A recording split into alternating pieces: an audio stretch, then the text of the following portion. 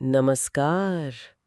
आज हम मानव मन की गहराइयों में उतर रहे हैं। बिल्कुल, ये समझने के लिए कि हम सोचते कैसे हैं और हम फैसले क्यों लेते हैं, जैसे भी लेते हैं। हाँ हाँ, और इसके लिए हमारे पास है नोबेल पुरस्कार विजेता डैनियल काहनेमैन की मशहूर किताब थिंकिंग फास्ट एंड स्लो, बल्कि उसकी एक बेहतरीन समीक्षा है हमारे पास। सही। और मकसद बस ये है कि इस प्रभावशाली किताब के जो सबसे ज़रूरी आइडियाज़ हैं उनको फटाफट समझ लें। वो आइडियाज जो हमारे सोचने और निर्णय लेने के तरीकों पर काफी रोशनी डालते हैं। अक्सर हम सब यही मानते हैं कि हमारे फैसले तो भाई बड़े तर्कसंगत होते हैं, है ना? हाँ, लगता तो यही है। पर क्या वाकई ऐसा है?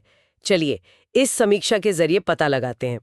काहनेमैन की सबसे बड़ी जो खोज है हाँ, वो ये कि हमारे दिमाग में सोच के दो अलग अलग सिस्टम काम करते हैं। बिल्कुल। इन्हें उन्होंने कहा है सिस्टम 1 और सिस्टम 2। अच्छा। सिस्टम 1 जो है वो बिजली की तरह तेज है, एकदम सहज और अक्सर भावनाओं से चलता है। मतलब इंस्टिंक्ट वाला। हाँ, कह सकते हैं। ये हमें रोजमर्रा के छोटे मोटे काम जैसे किसी का चेहरा पहचानना या ट्रैफिक में गाड़ी चलाना, ये सब बिना ज्यादा सोचे समझे करने देता है। हाँ हाँ, मतलब ये एक तरह का ऑटो पायलट मोड हो गया। बिल्कुल।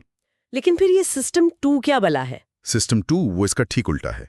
धीमा है, जानबूझकर इस्तेमाल करना पड़ता है और लॉजिकल है, तर्क पर आधारित। ओके। ये तब काम आता है जब हमें कोई मुश्किल प्रॉब्लम सुलझानी हो, जैसे कोई मैथ्स का सवाल हल करना हो या किसी इन्वेस्टमेंट के फायदे नुकसान सोचने हो। इसमें लगती है दिमागी मेहनत, और सच कहूं तो हम अक्सर इस मेहनत से बचते हैं। अच्छा, तो यहीं से गड़बड़ शुरू होती होगी शायद। एकदम सही पकड़ा। जब हम वो मेहनत वाले सिस्टम 2 से बचकर फटाफट वाले सिस्टम 1 पर जरूरत से ज्यादा निर्भर हो जाते हैं। बिल्कुल। सिस्टम 1 वैसे तो बहुत काम का है, इसमें कोई शक नहीं, लेकिन उसकी तेजी और सहजता की एक कीमत चुकानी पड़ती है। कीमत? कैसी कीमत? वो आसानी से कुछ खास तरह की गलतियों का शिकार हो जाता है, जिन्हें टेक्निकल भाषा में कॉग्निटिव बायस या संज्ञानात्मक पूर्वाग्रह कहते हैं। कॉग्निटिव बायस। हाँ, और किताब का एक बड़ा हिस्सा इन्हीं पूर्वाग्रहों को समझने और समझाने पर ही है। ये पूर्वाग्रह सुनने में थोड़ा भारी शब्द लगता है, लेकिन इसके उदाहरण शायद हम रोज ही देखते होंगे। समीक्षा में एंकरिंग का जिक्र था शायद। हाँ, एंकरिंग वो एक क्लासिक उदाहरण है। होता यह है कि किसी बातचीत या मोल भाव में जो पहली जानकारी हमें मिलती है ना, हाँ। हमारा दिमाग उसी पर अटक जाता है, एंकर हो जाता है, भले ही वो जानकारी लॉजिकल हो या ना हो। अच्छा। जैसे मान लीजिए आप दुकान में गए और आपको पहले एक बहुत महंगी चीज दिखाई, फिर उसके बाद थोड़ी कम महंगी चीज भी आपको सस्ती लगने लगती है। हाँ हाँ, होता है। चाहे वो असल में महंगी ही क्यों ना हो, वो पहला प्राइस आपका एंकर बन गया। समझ गई। और एक वो उपलब्धता ह्यूरिस्टिक भी था, उसका क्या मतलब हुआ? उपलब्धता ह्यूरिस्टिक। हाँ। इसका मतलब है कि हम किसी घटना की संभावना का अंदाजा इस बात से लगाते हैं कि उसका उदाहरण कितनी आसानी से हमारे दिमाग में आ जाता है। कैसे? जैसे अगर हमने हाल ही में टीवी पर या कहीं किसी प्लेन क्रैश की खबर सुनी है, तो अचानक हमें हवाई यात्रा ज्यादा खतरनाक लगने लगती है। हाँ बिल्कुल। भले ही आंकड़े कुछ भी कहें कि ये सबसे सेफ तरीका है सफर का, लेकिन क्योंकि वो दुर्घटना की इमेज दिमाग में ताजा है, हमें लगता है ये आम बात है। अच्छा। इसी तरह एक और बड़ा पूर्वाग्रह है अति आत्मविश्वास, ओवर कॉन्फिडेंस। ओ हाँ, ये तो बहुत कॉमन है। हम अक्सर अपनी जानकारी और अपनी काबिलियत को जरूरत से ज्यादा आंकते हैं। हाँ। लगता है हमें सब पता है। ये तो वाकई सोचने वाली बात है। मतलब ये बायस, ये पूर्वाग्रह सिर्फ छोटे मोटे फैसलों में नहीं, बल्कि बड़े निवेश, करियर या रिश्तों जैसे अहम फैसलों पर भी असर डालते होंगे। निश्चित रूप से ये हमारी सोच में, आप कह सकते हैं, छिपे हुए जाल की तरह हैं, जो हमें बिना पता चले ही गलत दिशा में ले जा सकते हैं। और इन पूर्वाग्रहों के बारे में जानना, उन्हें पहचानना ही बेहतर निर्णय लेने की तरफ पहला कदम है। सही कहा। जब हम अपनी कमजोरियों को जानते हैं, तभी तो हम उन्हें ठीक करने के लिए सिस्टम 2 यानी अपनी लॉजिकल सोच को एक्टिवेट कर सकते हैं, है ना? सही।